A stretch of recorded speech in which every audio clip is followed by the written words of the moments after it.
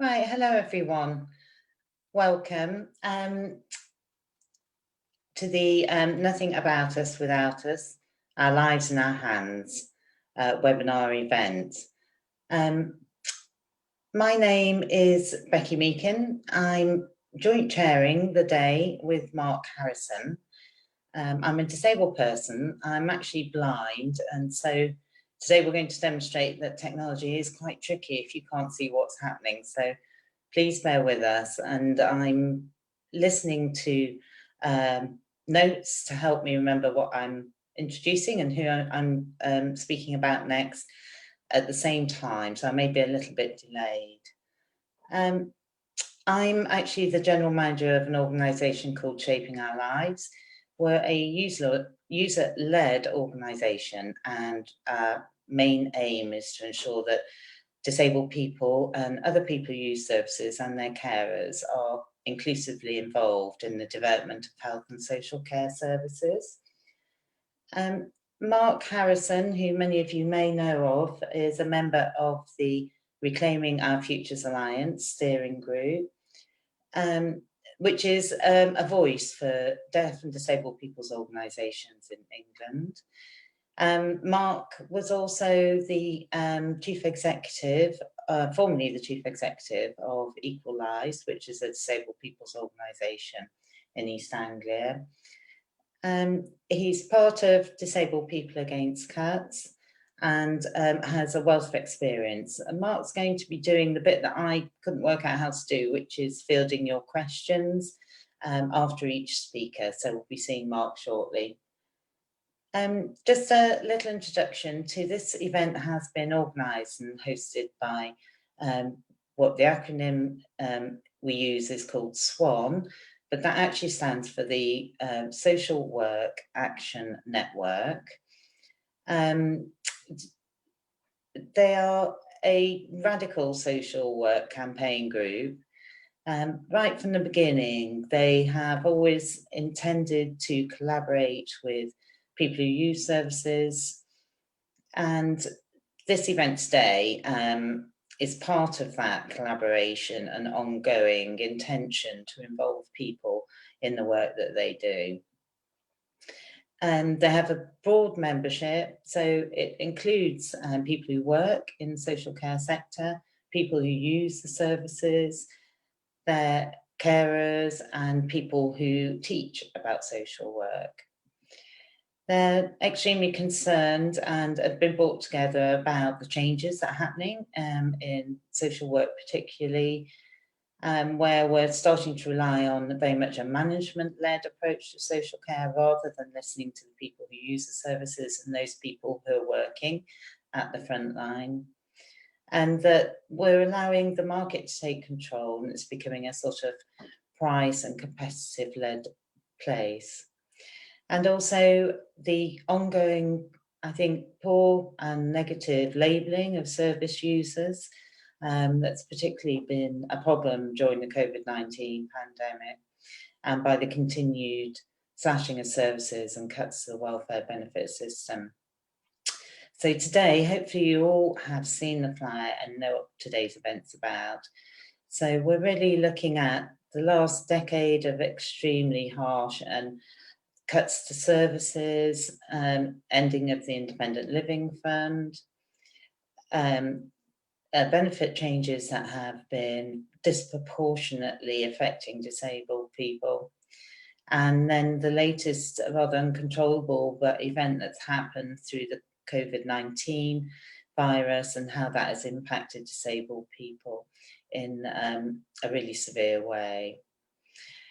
So really, we feel that our voice is being undermined and that it's time that we try to have a stronger and influential voice. So really today, going back to the title, is how can we reclaim that agenda of nothing about us without us? So we've got 4 very eminent speakers. And there will be, as already said, an opportunity to ask questions after each speaker. I believe you can post your questions in the chat box, and I hope that is possible for everyone to do. If not, I'm sure that after the event, there will be an email address that people could send questions to if they wanted them following up. I just wanted to just share a couple of ground rules, mainly for everyone's safety and enjoyment of the event. Can we just all try to respect and value the views of others? People may have different views and opinions to you. We're not here to criticise different people. We're here to absorb and understand different people's ideas and thoughts on this subject. For the speakers, I think the only people who are going to have the opportunity to speak today, we just ask that you speak clearly, avoid the use of jargon and acronyms where possible. And I'm told that, because I can't see, but I'm told that if you look at your camera on your device rather than your picture, it's better for the people watching. So, okay, so thank you for those few minutes. I'm going to now introduce speakers. Our first speaker today is Peter Beresford, who is the joint chair of Shaping Our Lives, but has an incredible career in the academic world and as an activist. He works currently at Essex University. He's a long-term user of mental health services and is committed to the inclusive involvement of disabled people in services and enabling people to have much greater control over their lives and the way they support their lives. So I'm handing over to Peter. Thank you. Thank you, Becky. I hope that everyone can hear me. Can I first say a big thank you to Swan for making this possible. Swan, that from my experience, really does try to be inclusive of people as both practitioners, as carers, and as service users, disabled people. And thanks, Becky, for the introduction. And I was asked to speak briefly about crisis and cuts. Who cares? I'm going to focus particularly in what I say on social care and on recent and future events, but bear in mind the longer term that Becky has just mentioned. And in answer to that question, crisis and cuts, who cares? I feel that the answer is everybody and nobody. And I'm going to break one of our ground rules by not being kind and thinking kindly about some of the key figures affecting the lives of disabled people and others currently. For example, members of our government, particular ministers, but also just to mention, for example, in relation to why I say everybody and nobody, that the Daily Mail, the right-wing newspaper, frequently campaigns for its readers, who include a number of older people, and who are badly hit, therefore, by the existing social care system. But it always makes absolutely sure that we have right-wing governments that will do nothing effectively to improve the situation of those and other older people and disabled people. The point of the matter is, and I've seen this over a long period of time that I've been involved in these issues, most people, until it hits them, do not understand about social care. They do still think it's the same as the National Health Service. We may say there are some problems with the NHS, but compared with social care, those are not such big problems. The truth of the matter is that social care is still what people call a poor law-based system, which is based on poor law values and principles. That means means and needs testing, which in simple English means that they demand that you have virtually nothing to qualify for free help, and that you have to prove that you really need it. And it doesn't matter how difficult your circumstances are, if the government decides there's not enough money, then you will not get help, because there can never be more help than there is seen to be money. And we know, everyone agrees, it's in crisis and there isn't enough money for social care. What COVID-19 has shown is that social care is not a place of safety, but it's been made into a killing zone. We knew, this is what I find awful, we knew almost from the start who it was most going to be affected by COVID-19, most liable to die from it. It was going to be people whose health was compromised, it was going to be disabled people, it was going to be older people. The truth is that it has particularly failed those groups of people. Social care has failed those groups of people, but we've since come to realise that other groups have been very badly hit too, particularly badly affected by COVID-19. People from Black and minority ethnic groups, people at broader health risk. We know that the disabled people and older people, but also Black and minority ethnic workers, workers on low income, people coming from impoverished areas, people as service users who had limited resources.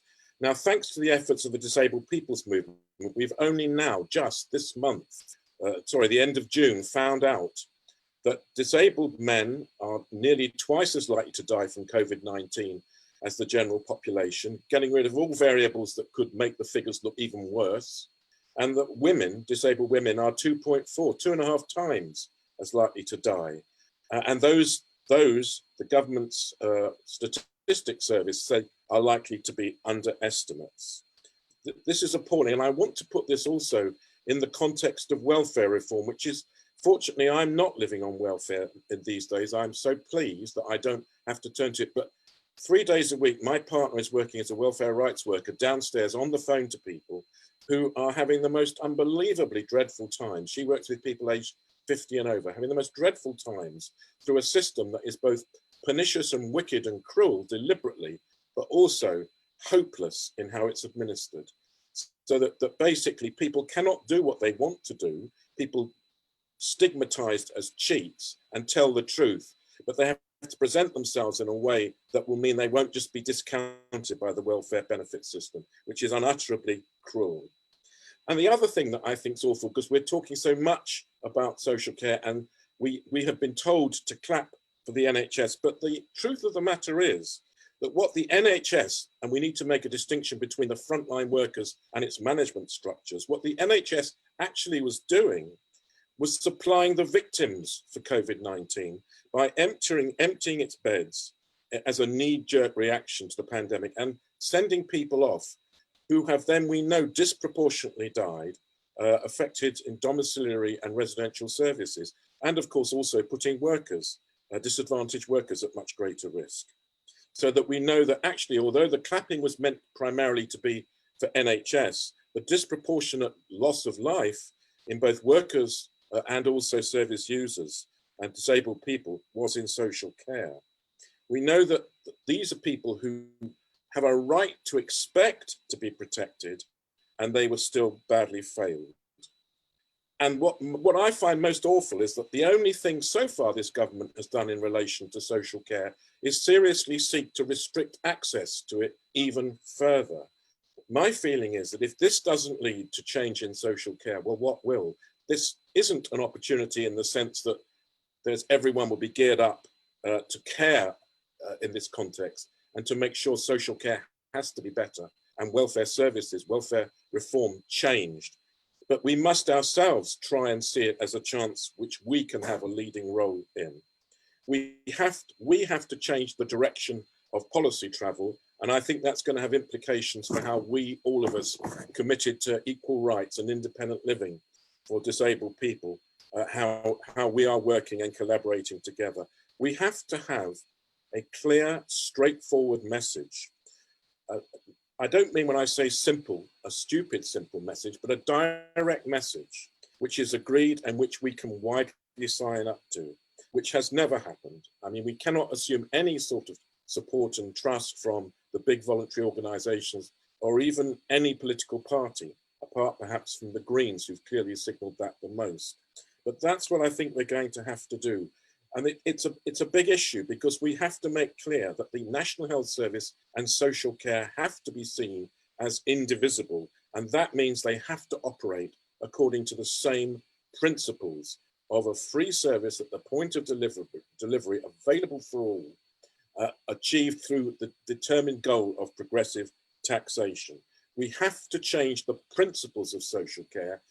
And we need, in my opinion, to change those very clearly to the kinds of principles of independent living, which we know that the United Nations with the UNCRPD has signed us up to. And that means for me, if we're putting it very simply in a language that most of us can understand, that the entitlement to a life, to live your life in a reasonable way that any disabled person can have and expect through the support that they have available to them and their access to the wider world is not inferior, is as equal as it possibly can be to that anybody else non-disabled could have a right and assume to expect for themselves and their loved ones. And we have, this isn't just about changing the social care system, it's also about changing in the best way that I know its best workers are committed to, the National Health Service, because we need to move from a National Health Service which still talks in terms of hospital building and acute care to one that actually acknowledges and is responsive to the radically changing population that we have here and in other societies, to an older population and a population which includes very many more people who would be identified or identify themselves as disabled. That, I think, actually at the end of the day is going to be the God that's on our side. The fact that we, as disabled people, as older people, will no longer be a small minority in people's minds as they've wanted to dismiss us, but we really do reflect the very broader makeup of our population. And that I would argue is what today is about, what helpful workers like social workers and NHS workers are all about, who are committed to it, what I know SWAN's about, what our movement's about, and why it's worth our fighting, and why I believe truly that it's going to be a struggle, but it's a struggle that is actually winnable. Thanks ever so much, everybody.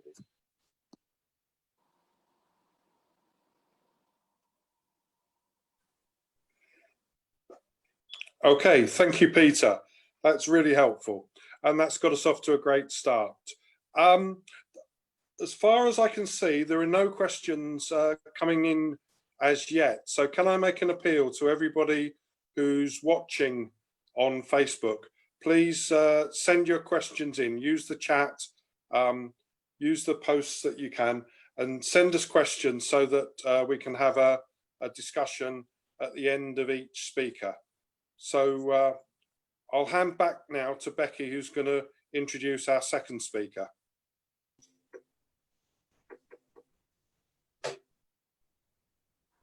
Hello, can you hear me? I think you can. So the next speaker is it's Disabled People and the Pandemic is the title, and we have Bob Williams-Findlay and Sandra Daniels. I'm going to introduce Sandra first. So Sandra was involved in Direct Action Network. She worked as an advocate for People First Birmingham, and she's currently the acting chair of, oh, I've missed that, sorry, Reclaim Social Care, and she's a member of the Reclaiming Our Futures Alliance and the Social Action Network. Bob is an activist, has been for over 30 years. He's former Social Services Planning Officer and is a member of the Social Work Action Network too, Reclaim Social Care and the Reclaiming Our Futures Alliance. So I'll now hand over to Sandra and Bob. Hi there, I'm Sandra. I'll start. Me and Bob are sharing this presentation. So, Reclaiming Our Futures Alliance, ROFA, called upon the government to meet its responsibilities to disabled people in the current COVID-19 pandemic. ROFA believed the action of the government led to growing fears and anxiety among disabled people of all ages and backgrounds. This situation has been made worse for disabled people by a decade of government austerity, currently creating an ongoing social care crisis. The reduction and privatisation of public services increased the use of segregated schools and institutions, and the government showing disagreement of representative bodies.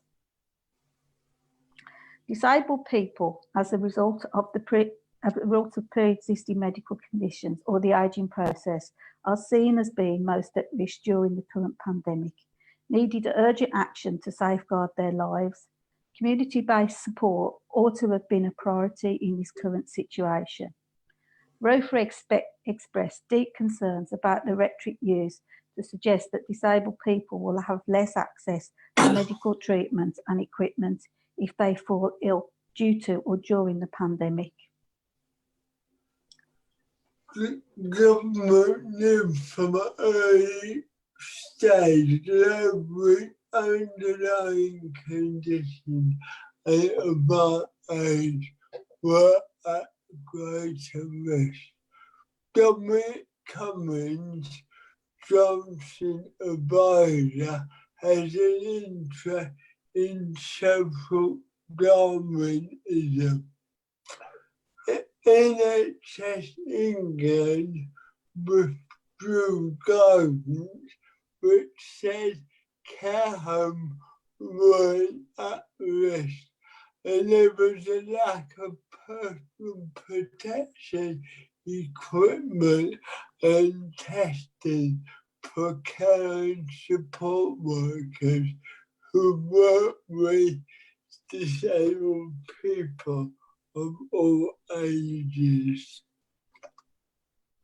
Also, we saw that no BSL sign language interpreters were there at daily briefings, and the language and discourses around COVID-19 were both ageist and disabled.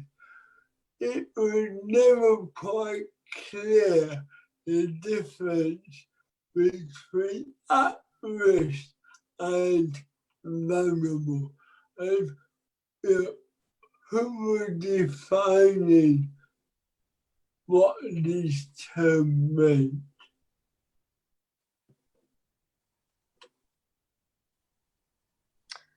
So what we witnessed service users inside residential settings being put at risk because staff were not being protected or supported. Many residential homes are privatised. Matt Hancock announced new measures on the 15th of April. However, until then, the government were failing disabled people of all ages, their support workers and personal assistants working in either residential or community settings.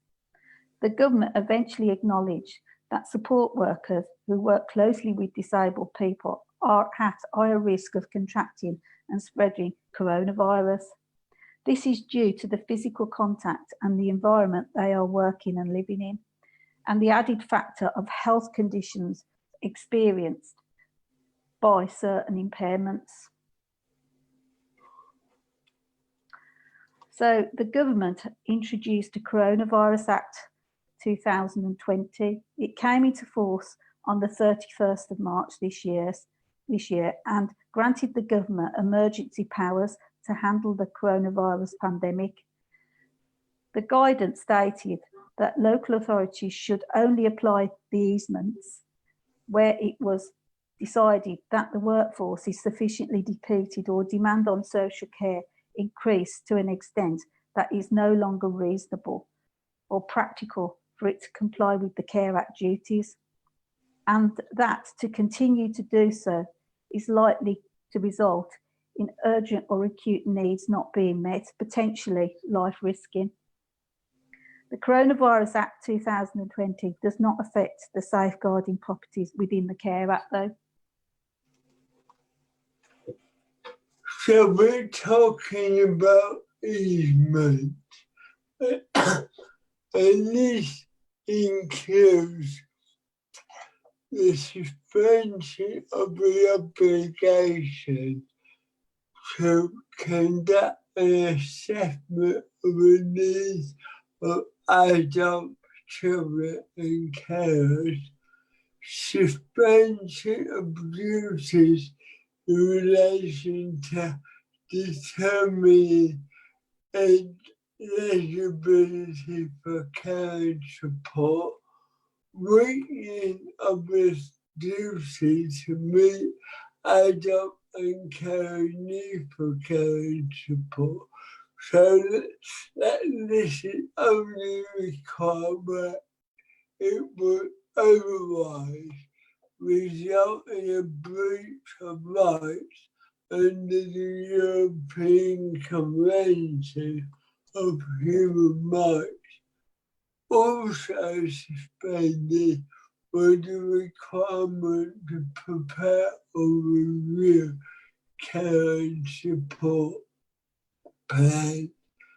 Suspension of the obligation to conduct financial assessment.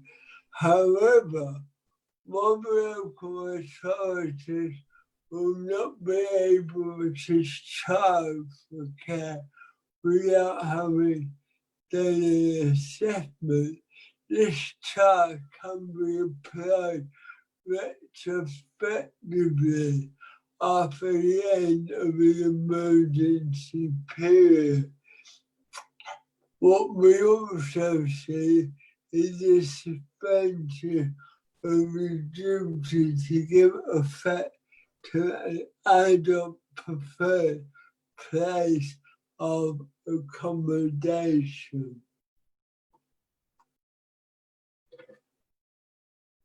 What really disturbed many is that we saw the issuing of blanket letters.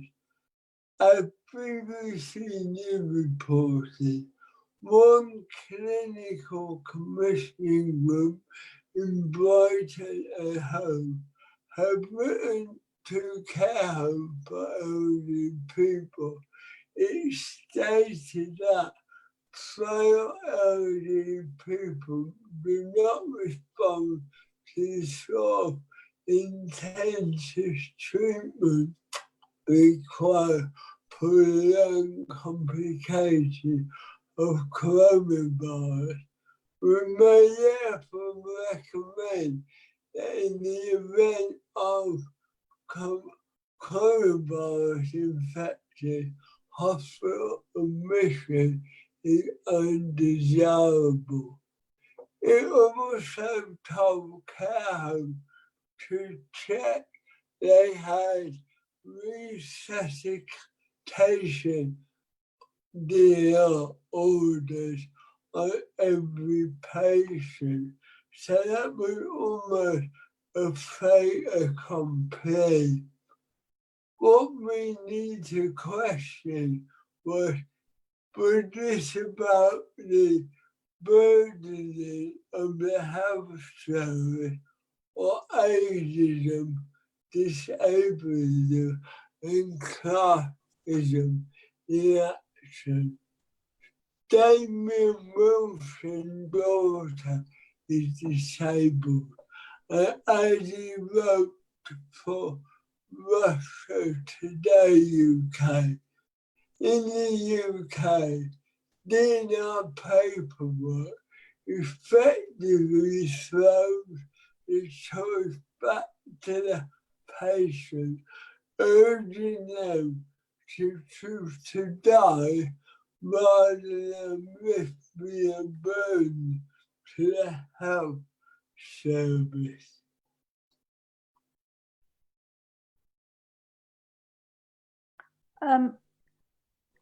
Charlie Haynes actually wrote a guidance to the government about strategy, disabled people forgotten by the government, and a cross-party group of MPs had written to the Prime Minister calling for a disability inclusive response. They said isolation and lack of care and legislation that suspended the rights to some council service could just make inequality so much worse for this group. The government said it was continuing to support disabled people through every stage of the pandemic, which clearly we have evidence that hasn't happened. And talking about evidence, On Wednesday, the 24th of June, including London, launched an interim report based on hundreds of responses to its social care survey. The report paints a stark picture. From the outset, disabled people have been discriminated against, forgotten, in some cases abandoned, as policymakers have ignored our needs, or at best considered us as an afterthought. During the pandemic, disabled people tried legal rights diminished. We experienced resource rationing and blanket policy. This led to many of us struggling to get bare necessities, losing support and independence, and living in fear for our lives.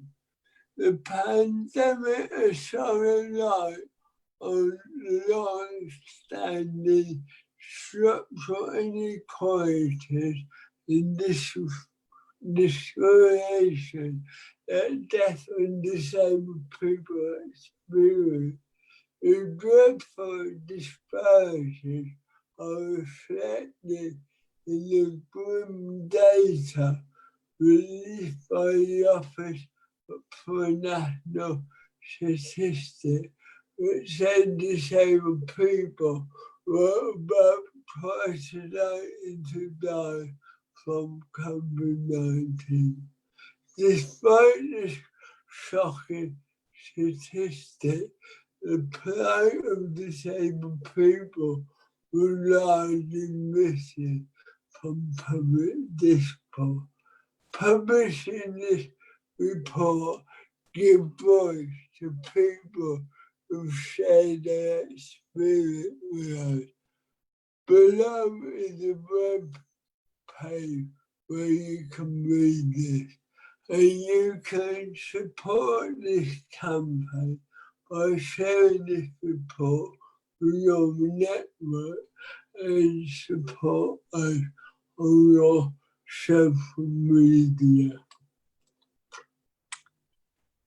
So the coronavirus pandemic has further evidence the danger of institutional living and the growing crisis within social care. As we all know, radical change is needed. Neoliberal capitalism through personalisation has undermined disabled people's self-determination, expressed as independent living.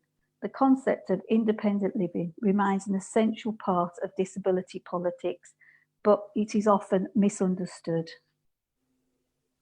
Thank you. Thanks.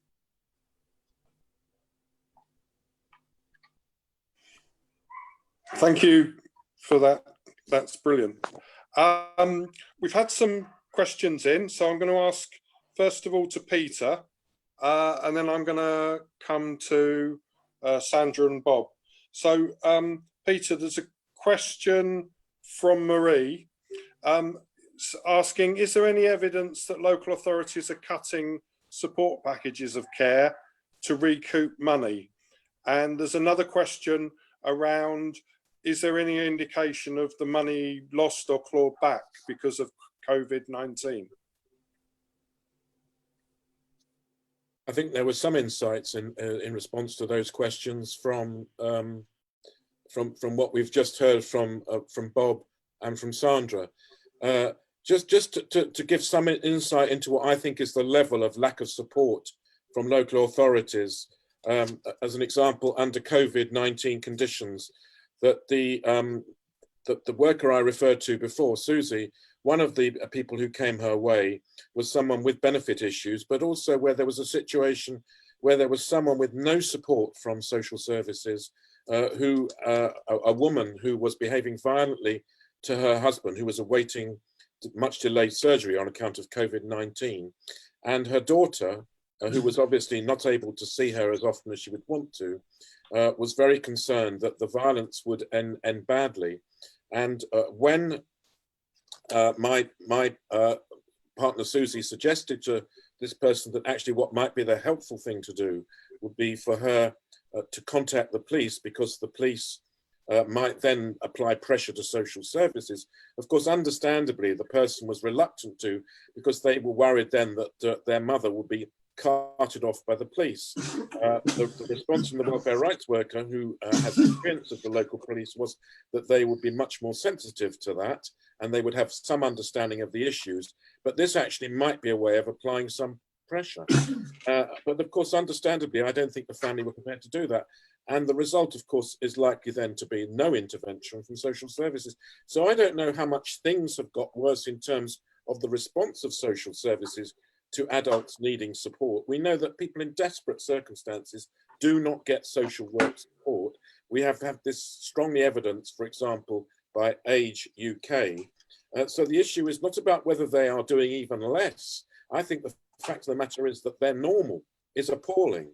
And it may be that some are doing less, but the truth is, to talk now of social services in relation to people aged 50 and over, people that would be stereotyped positively in the right-wing press as service users, is really a non-existent service for many. And there are some beacon local authorities that are not like that. And of course, there are many individual social workers who seek not to be like that, but that is not the way the service is structured. We have a social care system that is committed to rationing, not supporting. Thank you, Peter. I've had a statement and then a question from Rory in Scotland. And he says, in Scotland, self-directed support budgets are still very provider-led, whereas a personal budget is more stressful and still very limited. The personalisation policies are part and parcel of managerialism and budget cuts. What does a just disability service look like? So I think that's probably one for Sandra and Bob. And there's another one which you touched on in your contribution. Well, there's two actually. There's one, why have eugenic arguments become more popular in recent times? And a second one, is there a need, this is from John, is there a need to redefine vulnerable people in the light of COVID? Okay, Sandra, do you want to take the first one? Can you repeat it, Mark? Sorry. The first one that was asked. The first question.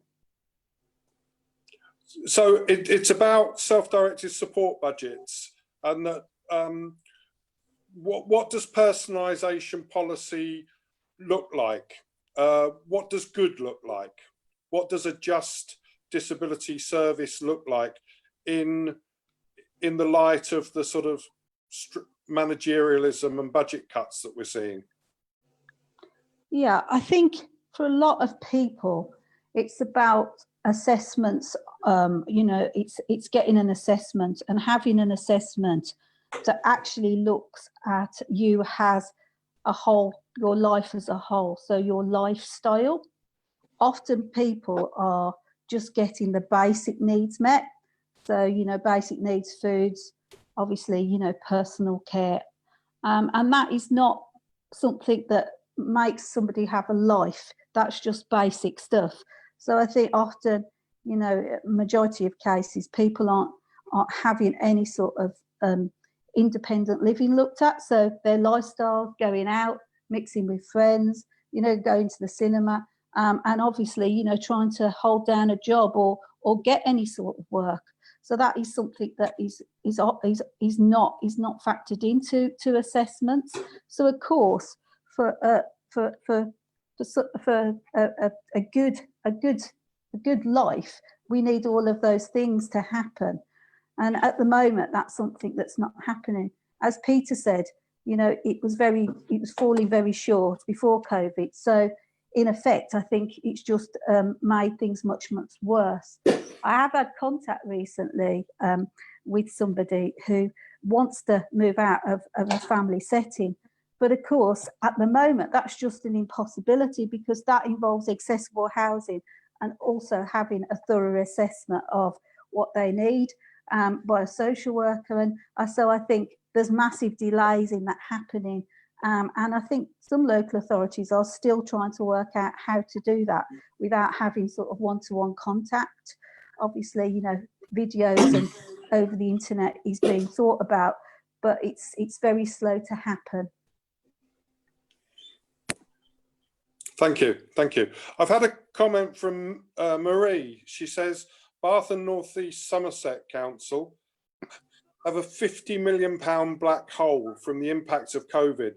The council have said that adult social care costs, too much and needs cutting. So I think we see the sort of general direction of travel. Bob, can you answer the one about why are eugenics arguments becoming more popular in recent times? And also the one about, is there a need to redefine vulnerability in the light of COVID, and how does this fit with eligibility criteria? Yeah, I think they're connected, because to me, what we need to question is, as we said, who is defining what is vulnerable and why. To me, we should talk about vulnerability in terms of people's situation rather than who they are and how they are defined externally. Unfortunately, history does repeat itself, not exactly the same way, but often the conditions that exist are repeated.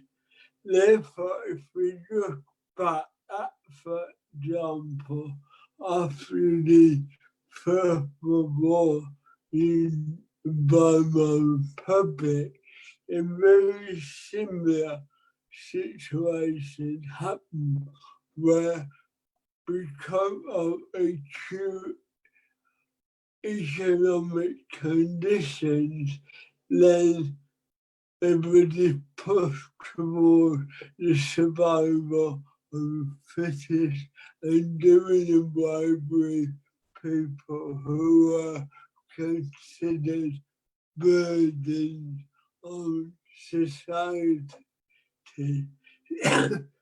So in that case, with a growing population of disabled young people and a deepening of economic crisis, then the policy of getting rid of unproductive people without self-worth is the direction of travel.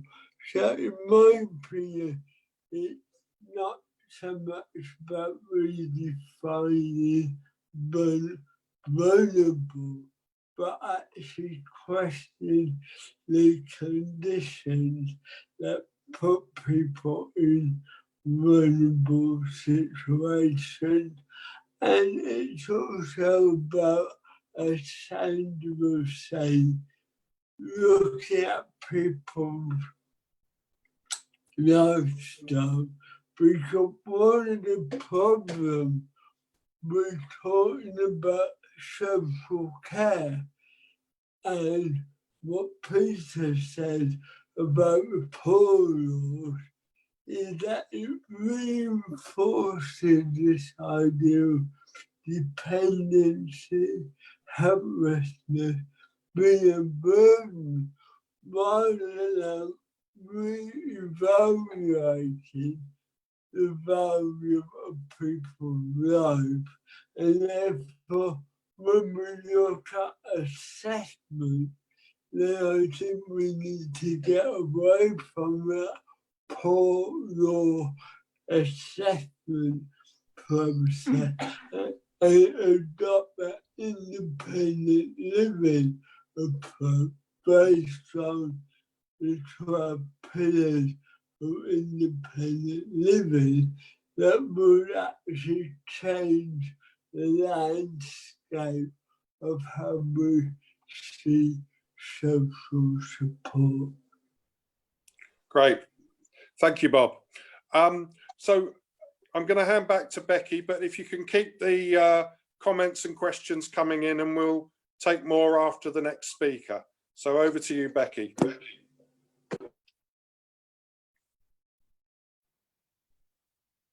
Hey, thanks very much. Thanks very much to our first two speakers, Peter, Bob and Sandra, first three speakers, sorry, and also to Mark, but do please keep the questions coming because we will have some more time after the next speaker. So I now want to introduce Tracy Lazard. Tracy is going to be presenting Making the Case for a National Independent Living Support Service. Tracy is currently the Chief Executive at Inclusion London and has been there since 2011. She has 28 years experience of being a disabled person, an activist in the sector and working within the disabled people's rights movement and also within disabled people's organisations, the organisations that are run by and for disabled people. Inclusion London is an organisation that operates across London as a representative and support and capacity building service for the many disabled people's organisations that are in the London area. She's also a part of the grassroots network Reclaiming Our Futures Alliance, which we've already heard about today. And she's also been involved in many campaigns, including campaigning against the closure of the Independent Living Service and the current vision paper that she's going to talk to us about regarding creating a National Independent Living Support Service. So I'll hand over to you, Tracy. Thank you. Thank you, Becky. Really good to be here and to share a panel with some leading thinkers on independent living. I'm not one of those leading thinkers, but as Becky said, I have been kind of actively involved in developing this vision paper, which has been produced by disabled people's organisations over the last 4 years, that kind of details our vision for a national independent living support service.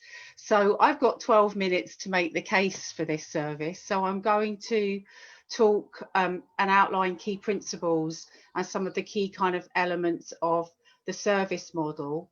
But I wanted to start just by kind of doing a few context setting points. So firstly, what do we mean by independent living? I think it's definitely not the cynically retooled definition of self-sufficiency that is used by politicians and policymakers and some practitioners. It's definitely not about self-reliance and being free of state support. It's the opposite. It's actually about having the resources, support, rights and equality that enable disabled people to lead a decent life equal to others. And that's a decent life in all areas of our lives. So that's housing, employment, the built environment, education, transport. It's also about power and equality and resources. And yes, it is also about meeting kind of personal care needs. So just a kind of a couple of points. I think it's really important that we understand and hold on to our history. And the fact is that independent living in that kind of wide, radical understanding is not a fairy tale dream that has never been realised on this planet. It has happened in real, meaningful ways.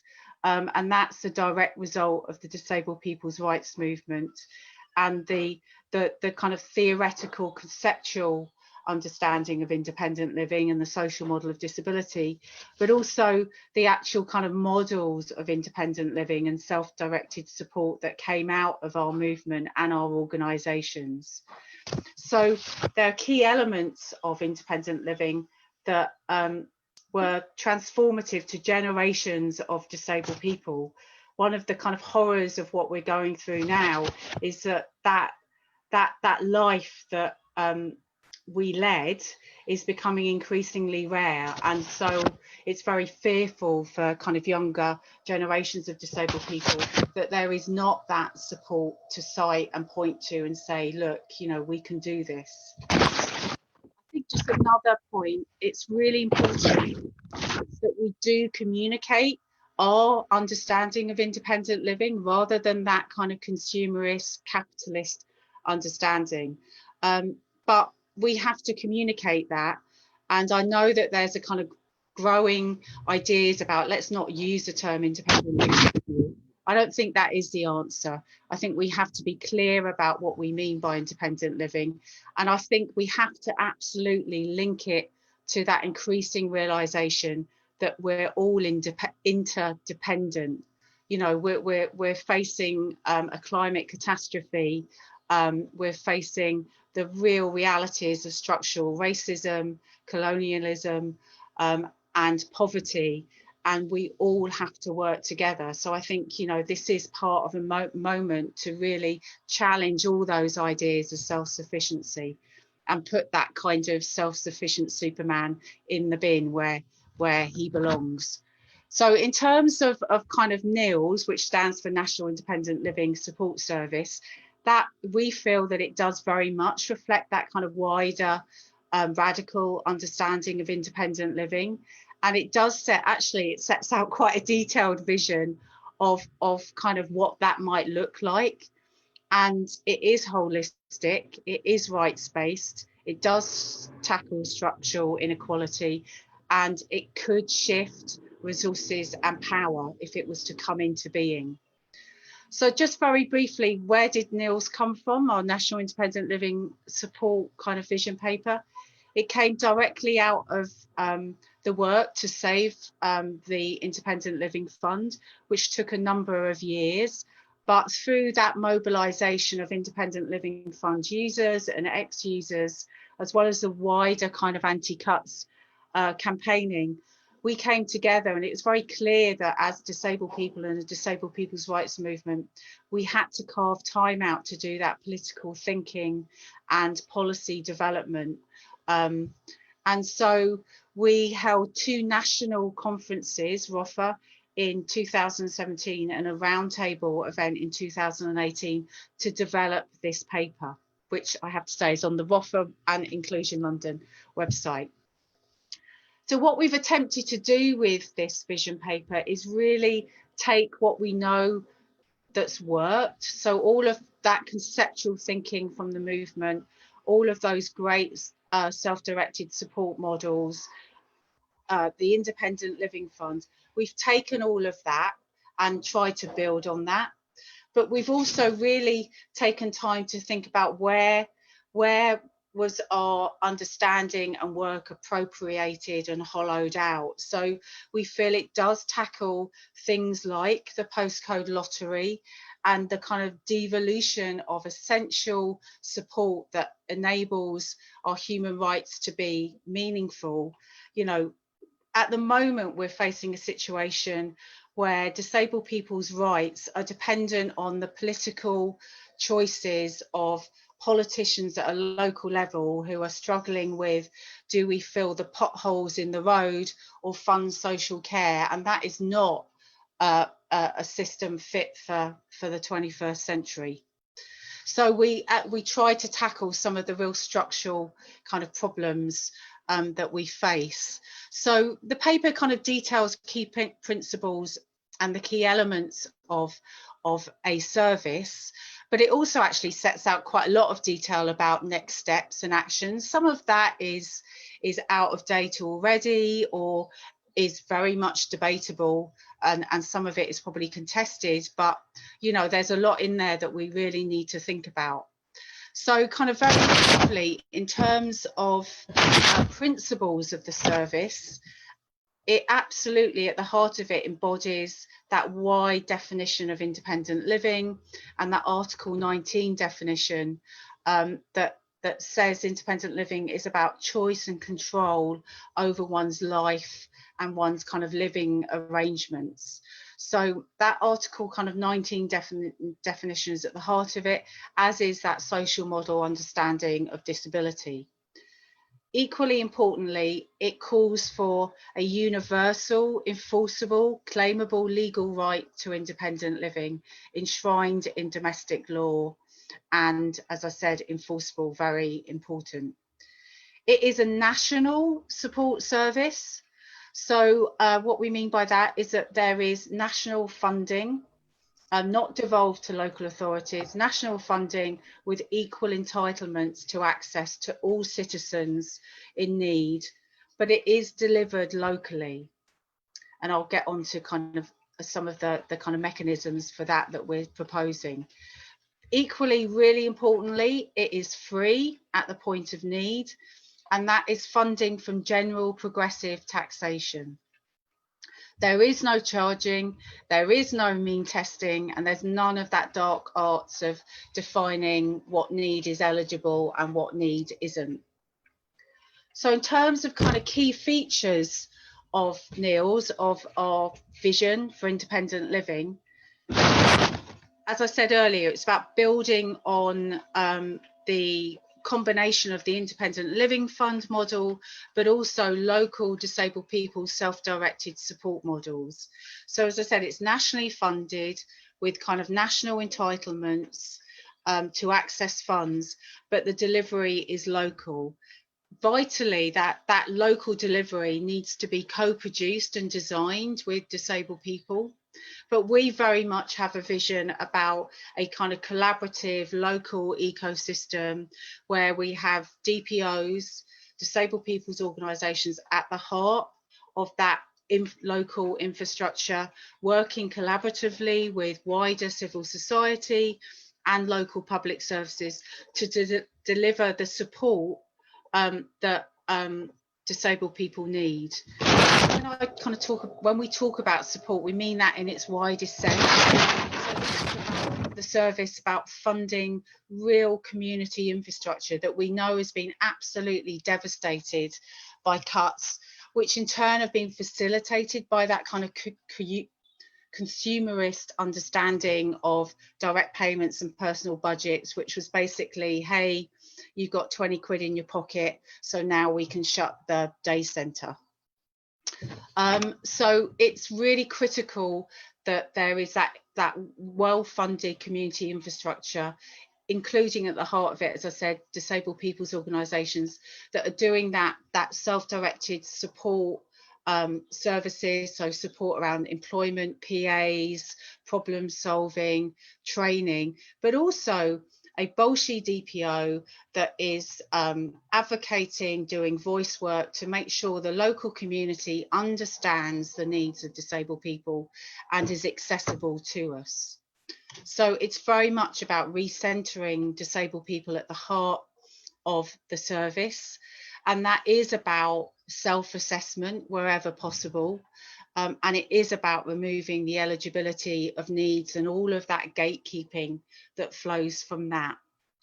And we think absolutely, you know, if you had that combination of legal right and that support, then we're looking at the deinstitutionalization of disabled people, both literally in institutions, but also in our own homes.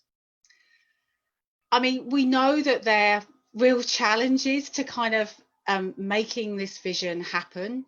But, you know, the challenges are as big as the need and the vision, and we must hold on to that.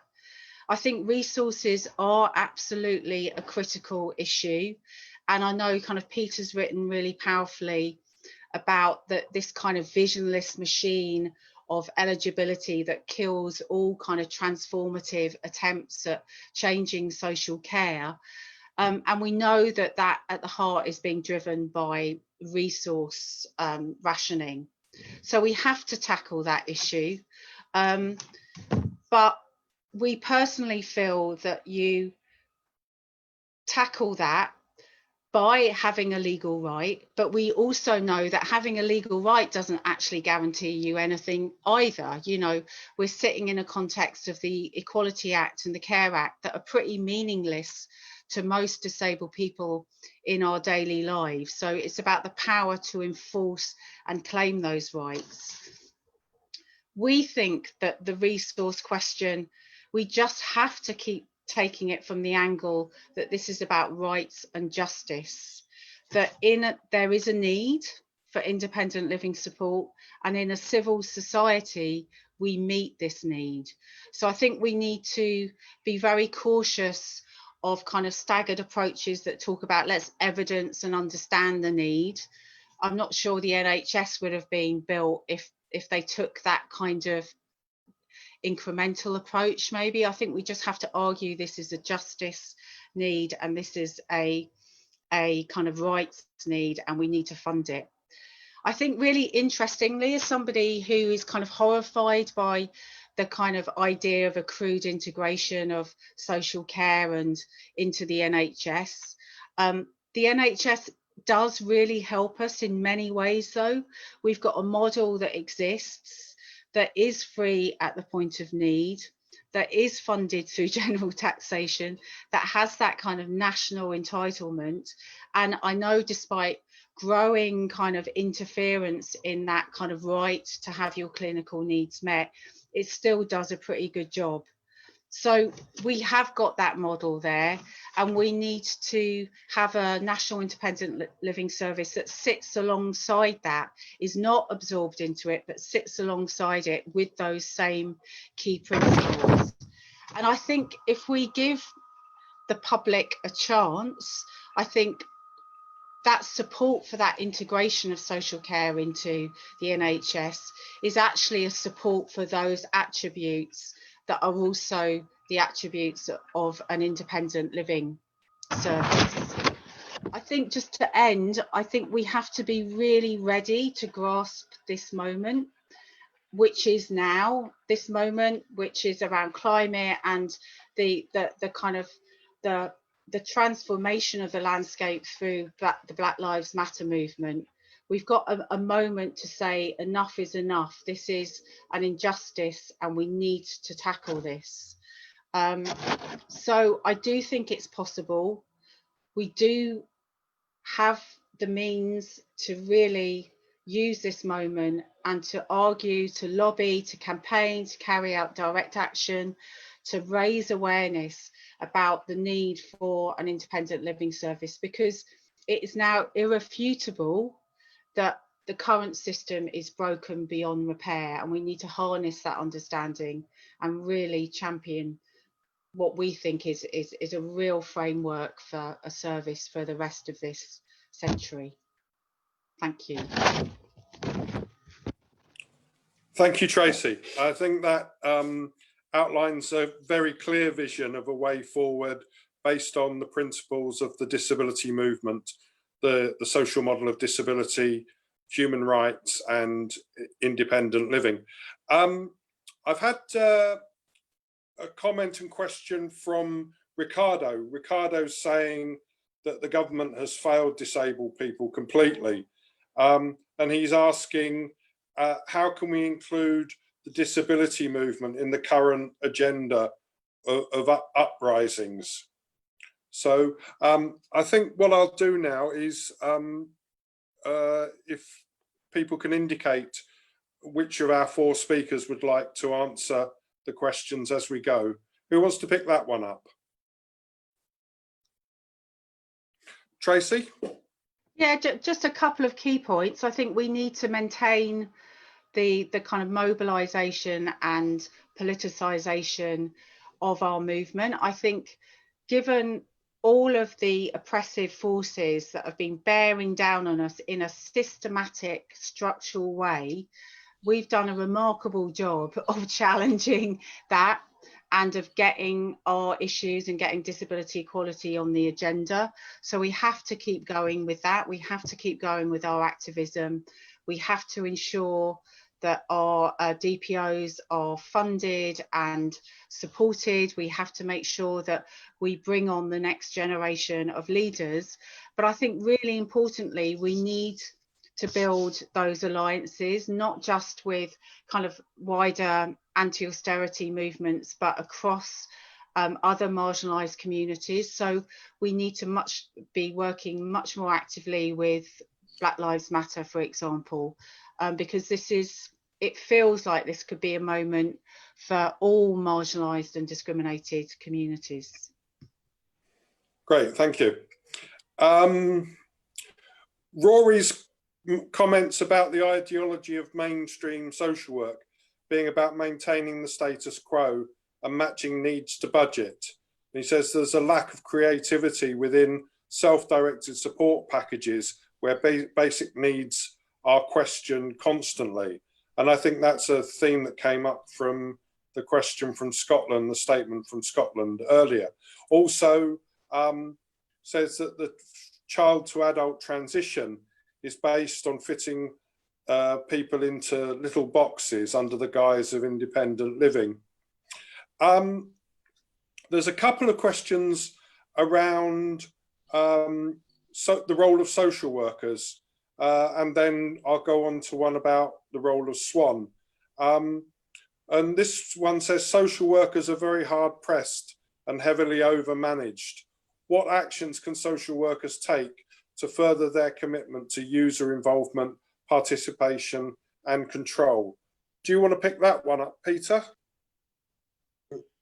I'd be pleased to, but I'd like to pick up also on Tracy, and I think Tracy's approach is the one we need to be taking.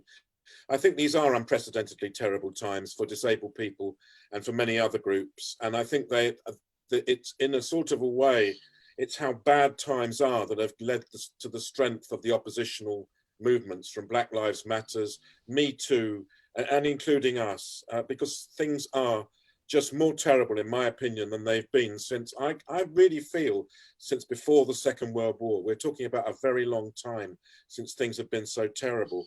And not some of the structures in place like a powerful trade union movement that there used to be, or a supportive Labour Party. But I think you're right. We need to work out what are the kind of the levers, the instruments that can help us in such terrible times.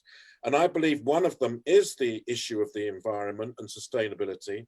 And I think that's one that connects us not only to current politically active generations, but to youngsters. And by youngsters, I'm talking about people at school, people at primary school, people who are showing that this is part of their life and understanding. Because I think that they're the ones that we really need to be thinking about. And I think also the point I made about the fact that although it's not recognized in our politics, which are a politics, I think, from the 19th century, and we look at the leaders and their origins, and that is exactly who they are, but we actually, as a nation, and many other nations, and it's true for the global south as well as the global north, we are changing in who we are.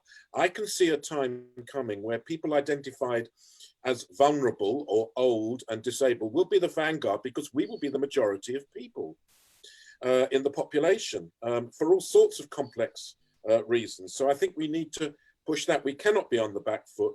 I think we do need to have a vision of what we want to achieve. And I think that independent living gives us one. But I've just been reading some stuff written by a Black African about Ubuntu, where one of the things he was talking about in what he had to write were the limits, the kind of Western-based limits of ideas like independent living. And I think we need to be inclusive of other concepts which are holistic, which connect with broader understandings of our social involvement, engagement and responsibility, and which are more collective than they are individualized. Because you're so right, Tracy, they do want to diss us with independent living by pretending that all it could ever mean is standing on your own 2 feet. So the other thing I want to say by way of finishing off is to go back to that person from the Southwest who talked about the complaints that too much is being spent on adult social care. Yeah, I think even spending a penny for a large number of people in our government overall on adult social care would be spending too much. I think that it really is time that the conventional formal leaders of social care were brought to book. They have colluded with every single awfulness that's been imposed by government and events since Mrs. Thatcher onward. They have made a deal with the devil that they would accept privatization, however bad and damaging it was, if they could keep their little bit, if they could have their little empire, if they could keep getting their New Year honours. I think we need to start by demanding that they get out of their bunkers and actually have something more important to say than they have said so far about the way, for example, that social care and the people victimised in it have been treated by COVID-19 and government responses to it. So I think we need to have a kind of a determination at the same time as a realistic understanding of the terribleness. And I think we are talking about a government which at this time, when it's been guilty and seen to be guilty for the deaths of at least 60,000 people, including those people it would most determinedly say it thought were people to be looked after and cared for, using its kind of language, that it's going to get away with that without, it seems, any prospect of being chucked out of power, but still making the most determined efforts radically to transform our society with getting rid of planning law, getting rid of the kinds of things that we heard about from Bob, and actually taking us further along the road to a cruelty of a state that's still powerful, but it's there to control us, not to support us. So we've got to have a sophisticated vision. And I think for social workers, coming back to social workers, I think that social workers are under such pressure, but let's not forget, can we, that it's only in the last few weeks that the government's long-term commitment to destroying the probation service has at last been itself destroyed. And we know that they've had a similar fate lying in wait for social work, where we know that the probation service, which was very skillfully led, and we know that Swan's well aware of that, inviting speakers from that service, it has actually beaten the government, in my opinion. And I think social work can, but we do need to do all the things we've been talking about tonight. Great, thank you, Peter. Can I bring Bob in, because Bob's uses social care on a daily basis. So can we have your lived experience in terms of answering those questions, Bob?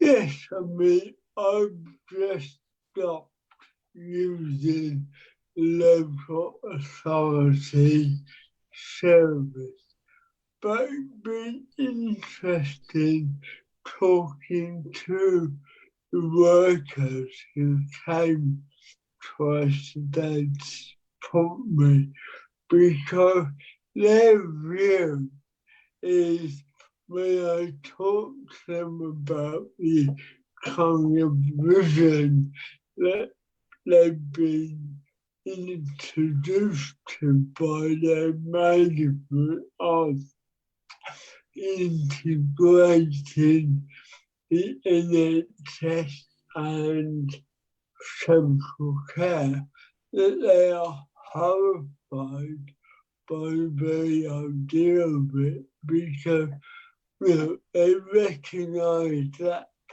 often people who receive the service do have healthcare needs, but the actual idea of what support is available and what is needed isn't understood by that kind of management.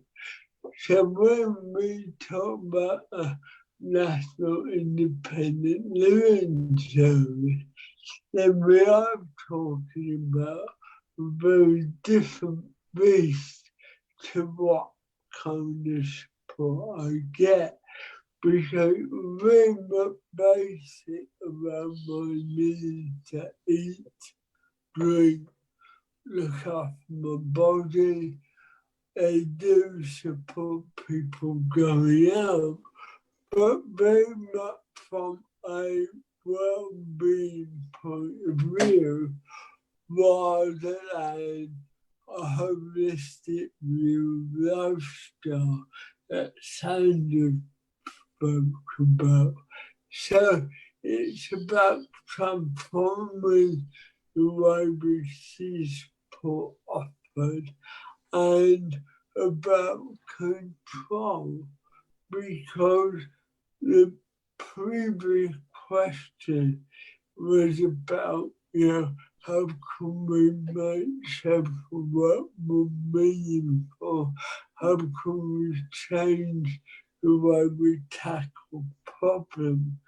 I think Tracy dealt with that in terms of drawing up campaigning, but also I think we need to think more about growing community so that there is a better way of developing mutual aid and community support, both at a social level and a political level, because if we can restructure community, then we can have a more democratic way of working.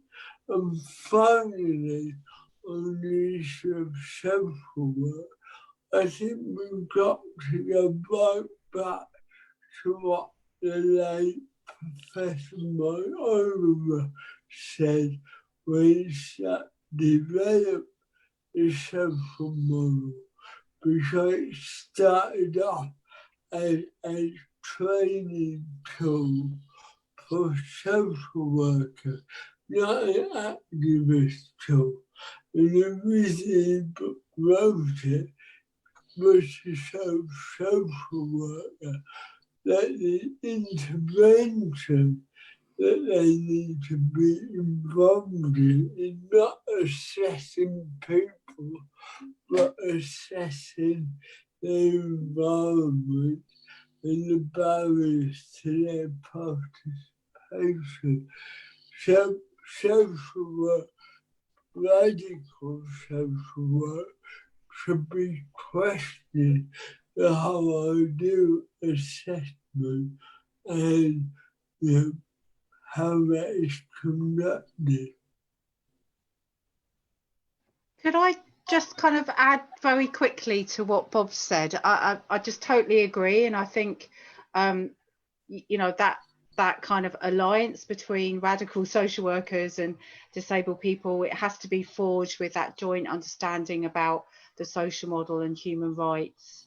But I think practically it's about social workers always asking, are disabled people around the table, maintaining that kind of principle about nothing about us without us. So whenever there's any policy making decisions, kind of practical operational stuff that is going to have an impact, it's about asking that question, and it's about sharing intel. I know kind of in previous organizations I worked in, just to get hold of the bloody disability related expenditure policy can be really hard, and this is kind of crucial information to enable kind of DPOs to challenge decision making. So it's about sharing information without obviously endangering your job, that enables DPOs to be as informed as possible to get what we can out of this kind of broken system. Can I add something on that in terms of advocacy? Because in a lot of disabled people who are going through any sort of assessment, they often want somebody with them, and obviously also to help them potentially work out, well, actually, what do I want? How do I want my life to be? And I think community advocacy over the last 5 to 10 years has been, well, the funding has completely, in my opinion, it's disappeared. So it is about disabled people very much being left out on a limb, really, without anybody to be there and support. Often it's fine to have your family there, but your family often have expectations of your life and you might have different ones. So I think, the community advocacy and peer advocacy is such an important thing that we need to really sort of initiate again and get up and running within the services that were, you know, in regards to independent living, to help to make sure that people have somebody to help them, but also, you know, have some expectations for their life, because I think the last 10 years has knocked disabled people to the point where, you know, they just feel if they get the bare basic stuff, that's all that they can, you know, hope for. So I think, you know, that's something that we really need to start to campaign and challenge for, is to get some sort of community advocacy provision up and running again. Great, thank you, Sandra. I've got a few comments from people who are watching. Sarah Jane, in response to Peter's comments about probation, she says she and many others left probation because the service was decimated. Tony sends solidarity from Plymouth, and he says all our grievances are connected, as Occupy said. And Mark from Swan wants to know, what can Swan do as a radical campaigning organisation? So do we want to pick that up? Who wants to go first?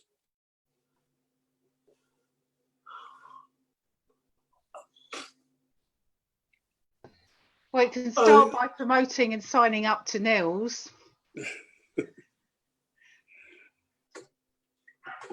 And how do they do that, Tracy?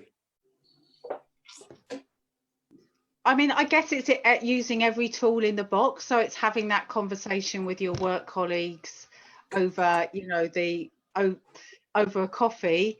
And it is where, I don't know what your kind of mechanisms are, but actually putting forward the paper as a discussion point, and then, you know, I'm sure not everything in it it's not entirely comprehensive, and there's stuff that is contested, but we need those debates. So I think kind of being confident that this is an expression of the disabled people's rights movement's thinking, and kind of responding to that would be great, a great start. And people can do that through the Reclaiming Our Futures Alliance website. Also, individuals and organisations who are non-disabled can also join ROFA, and there's a join ROFA button at the front, on the front page of the Reclaiming Our Futures website as well. So any of the other speakers want to pick up what Swan can do as a radical campaigning organisation? I'd like to say one thing, yes, because I'm very conscious that for any individual social worker, for any committed, decent manager, life is really, really tough. I know that from talking with people. But I think one of the things I would hope that Swan would do, which is continue to do, which is, apart from the great stuff they do involving service users, disabled people, but I've always enormously valued the efforts that they've taken to make it possible for current practitioners to be involved and to have some sense of solidarity, as well as with their local trade union. And I want to emphasise the importance of Swan keeping up and feeling it's worthwhile to keep up all the work it does with people who are currently students, because they are the future of social work. I think I've always felt it's really easy to be a bad social worker, to take a kind of a spiritual leave-taking of your responsibility and your professional responsibility and values, and really hard to be a good social worker. And these are times when that's especially true. But I know that there are a lot of people, including working with adults who want, and people with mental health issues as well, who want to do that. So I would really encourage Swan to keep going with that, even though I think these are very difficult times for us to be talking about keeping going. Can I come in? Go for it, Bob. Okay, so a few years ago, I produced a discussion paper for Swan when we were talking about developing partnership best practice. So I just want to highlight a couple of points about that. And first of all, if you work within a self-promotion framework, then when you're talking about developing partnership work, if you want to have a project that challenges practice, whatever, then it's important to identify existing or potential barriers to participation in SWAN itself. So regularly check if you're a SWAN group. Are we actually excluding people from joining and taking part in their activities? And it's about working to develop ways of maximising equal environment for all.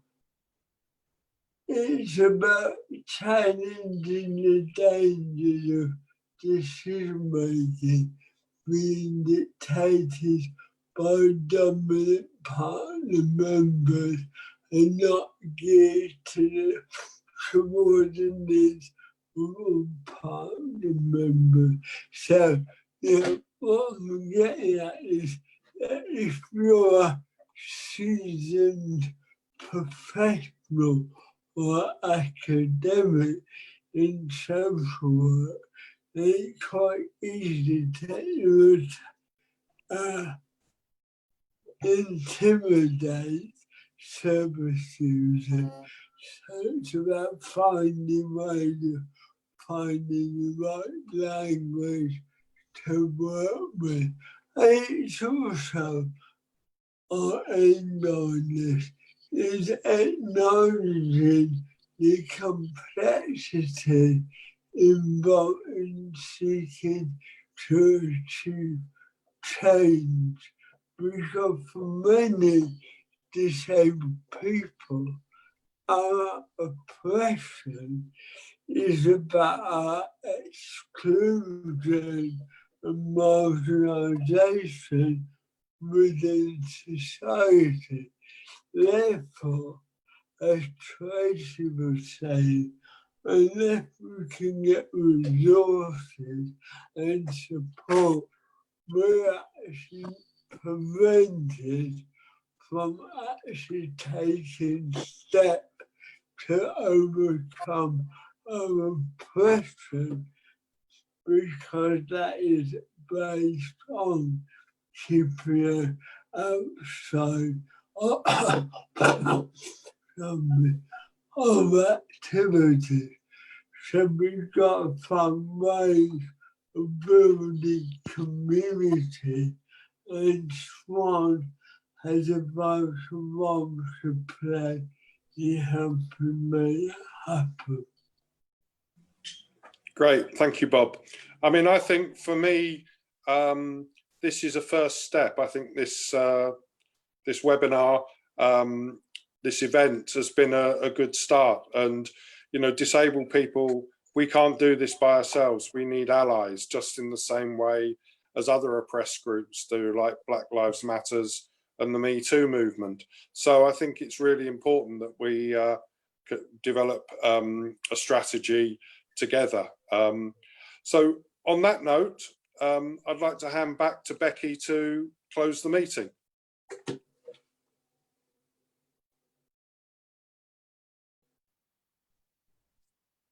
Thanks ever so much, Mark. Thank you.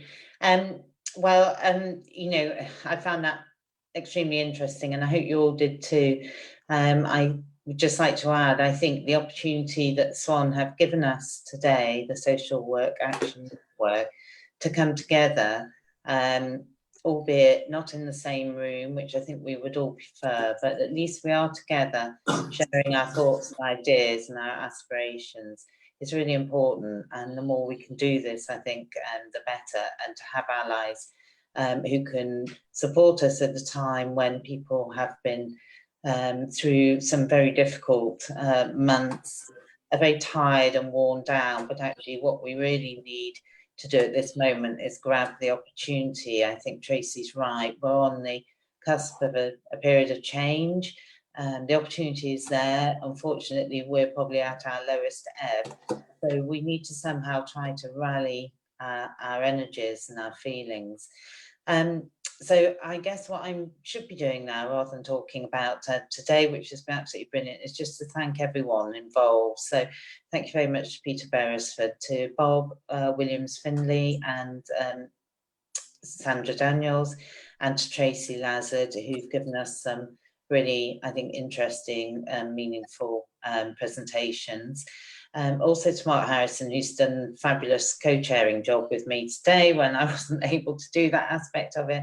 And most importantly to Swan, there is somebody sat somewhere called Alyssa who's been doing all the technical stuff. So thank you, Alyssa, it's been seamless. And I know there's a couple of people helping to collect questions on Facebook, which one is Mark. So thank you to all. I hope everyone stays safe and well over the coming weeks and months, and most importantly, stay strong, because that's what we'll need to be in the future. Thank you all so much. Becky. Thank you. Thank you.